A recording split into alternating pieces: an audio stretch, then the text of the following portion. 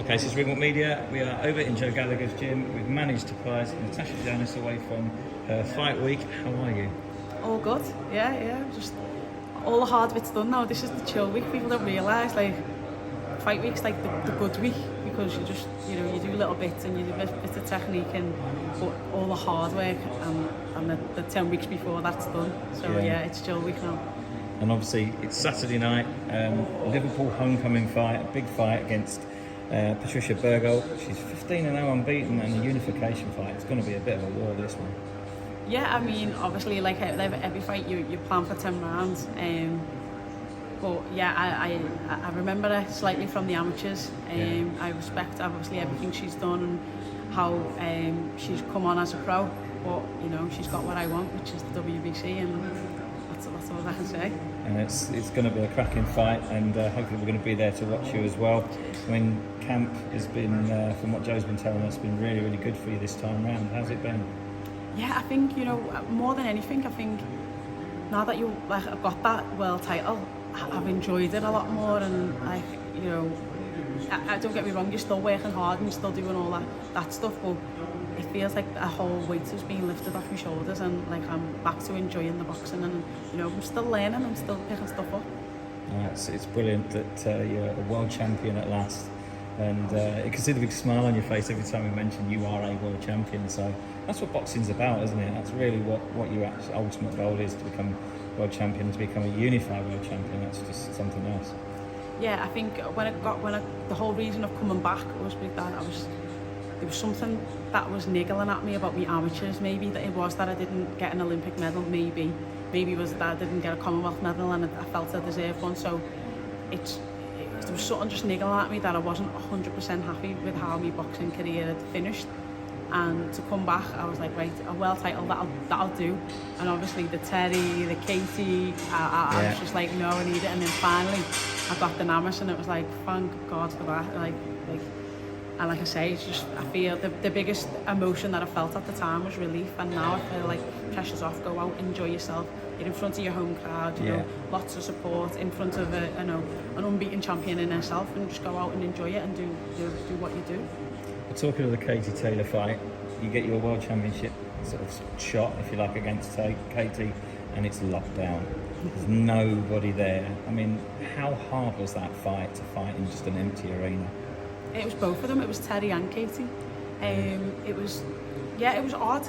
It was a little bit mad because you can hear what both corners are saying. There's no crowd to like cheer on fight, so all your coaches are trying to like shout, "Ooh, ah," like we heard, to emphasise what the crowd would normally do. So it was a little bit mad. But I'm glad that I got. I mean, don't get me wrong, I would like to have won the world title the first 2 times, but I'm glad that I got the opportunity to fight in front of fans, because the Amir Khan night was special.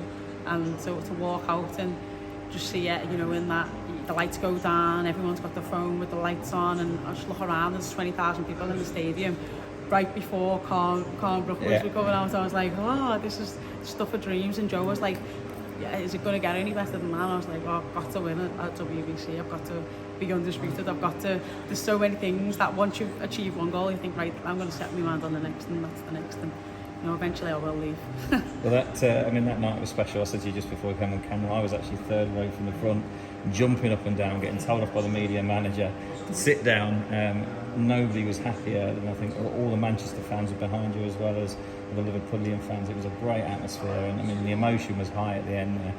Yeah, like I say, it was the stuff of dreams, and to finally get it, I can't even put it into words because there's nothing to compare it to. And I was made up for myself, but I was like made up for Joe, because every camp he comes in with me, all the wins and the defeats he goes through with you, and then he just has to brush it off and go to the next person, and their next camp, and the next person, and their next camp. So and then to go home and to share it with my little girl finally, after the 2 times coming home empty-handed and saying, babe, we did it. It was nice. Did you sit and watch it with her afterwards?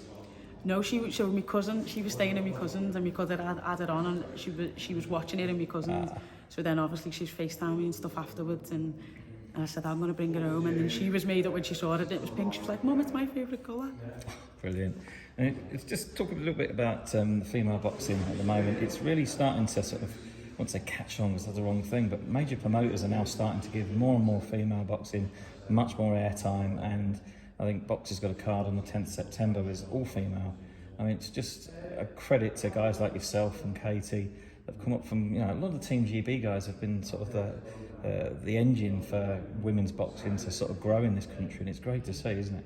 Yeah, do you know what? We always knew how good women's boxing was as the athlete. We just needed the platform to do it, and I think from the Olympics that started to change a few, and then ones that kind of sat on the fence or was against it, and then, when big promoters like, Boxer, Matchroom and Frank and others got women on their platforms, the world could see it, and they saw how good it was. Not only do women fight and are competitive, we want the belt, and we want it. We don't want to have the same kind of politics that the men has. We want to just drop the politics and just fight. And every woman, one belt is not enough anymore, and we will cross over platforms, and we will break down them barriers and just do it. And I think fans appreciate that women are prepared to do that, because it's not always possible with the men. Yeah, and there's a lot of good talent coming through as well. People like Lauren Price. There's a lot. We've got Chloe Watson coming through, of course, fellow Liverpudlian. The future's bright for women's boxing in this country. Yeah, even when I do a little bit of commentary for the BBC and the Elite Amateur finals, and the standard there was unbelievable. And every year we're doing better and better and better. And every time the Olympic comes, we're doing better and better. I remember when we first got onto the squads and we was the first Team GB, that we was kind of the team you wanted to draw. And come 2012, the year of 2012, we was the team you definitely didn't want to draw, because that's how much we'd improved.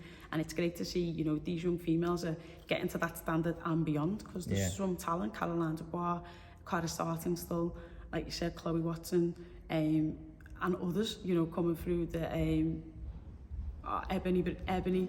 Yeah. So there's just lots. Yeah, it's good for boxing and good for women's boxing as well. So listen, Saturday, you unify the belts, you're the winner. I'm going to ask you what's next, and you're going to get asked this question a lot this week by all the press. Are you tempted to go Katie Taylor again at Croke Park and go for it? I would love to. Yeah, that's the dream. Whether that's possible, I'm not sure. But, if you can take the politics and the, all that stuff away, then 100% I would love to do it again. I'm pretty sure I've got a few Irish fans. They obviously don't support me when I fight Katie, but I have got a few Irish fans that, that appreciate, everything that I bring to the ring when I do fight. So, that's a fight I'd love to have again. I mean, it was 82,300 at Croke Park as well. I mean, that would be some fight, wouldn't it? Yeah, well, I'll be rivaling my sister for Wembley, won't I? So. Well, listen, we wish you well on Fight Week. Thank you so much for giving us a bit of your time. I know the guys are looking to go home, so I'm going to finish off. We do a little bit of either or, okay? Some of it's funny, some of it's not, but you've got to answer. Quick, okay. Do we have to do quick? We have to do quick, but we can do quick because I want to go home, don't we? Okay. Okay, Canelo versus Triple G. Canelo. Okay, Tyson Fury, Usyk. Fury. Tommy Fury, Jake Paul. Ooh, that's hard. No comment. Come on. Oh, I've got a horrible feeling it might be Jake Paul. You're not the first one to say that in the gym today. Clarissa Shields versus Savannah Marshall. Sav. You're going to say that. Joyce Parker. Joyce. Catterall and Taylor. Catterall. Eubank Ben. Eubank. And finally, and you have to answer this one. Oh, right? God. Crawler versus Quigg. Oh, if we're talking about dress sense, Crawler. Oh, really? Crawler for dress sense? You are kidding me, right? He's the best and the worst dressed in the gym. Oh, all at once. Listen, Natasha Jonas, we wish you well for Saturday. We're going to be there cheering you on. Best of luck, and we hope you unify. Cheers, thank you. Thank you. Ta.